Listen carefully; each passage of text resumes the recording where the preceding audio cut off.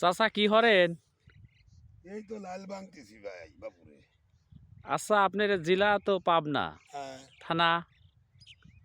থানা আটগুড়িও কই আতাইগুড়িও কই ও, একই বাবা। মানে আগে আটগড়ি ছিল, এখন আতাইকুলি গেছে। আতাইগুড়ি ভাই। আচ্ছা, কিভাবে কত ভালো নয়?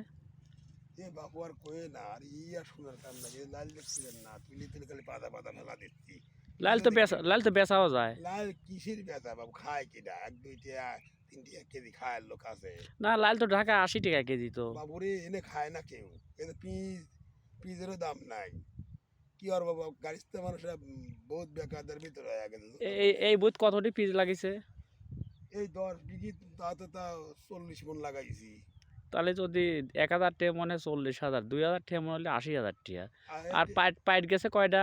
1 লাখ টাকা তো খালি পিড়ি লাগাইছি, আর পার তো মনে হয় হচ্ছে গা পড়ায় লাখ দেড়েক গেছে। কৃষকের সমস্যাই। সমস্যা বাতও হচ্ছে না এখন। বাচ্চা ওইলে আমাদের কি তাতে আপনার অবস্থা। ছেলে পেলে তো লেখাপড়া করে এই পরে মেসেজ করি না। এবার ব্যাস করে এখন সংসার ঋণ পানি খাওয়া লাগছে, শুদ্ধ ওইটি আর খাওয়া লাগছে। ও, কি করবো আর?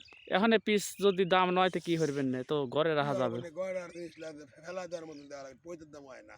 এটা পয়তের দাম 800-900 টাকা বাজার।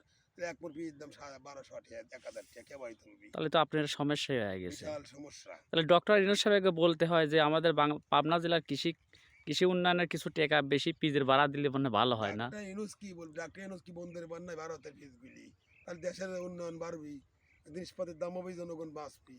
সব দ্রব্য আমার বাংলাদেশে চলবে, অভাব নাই তো। আচ্ছা, আসসালামু আলাইকুম। আপনার কথা শুনে খুব ভালো লাগলে আপনি ভালো থাকুন। আর প্রিয় গাইস, লাইক শেয়ার কমেন্ট করুন আমার ভিডিওটা যদি ভালো হয়ে থাকে। আসসালামু আলাইকুম।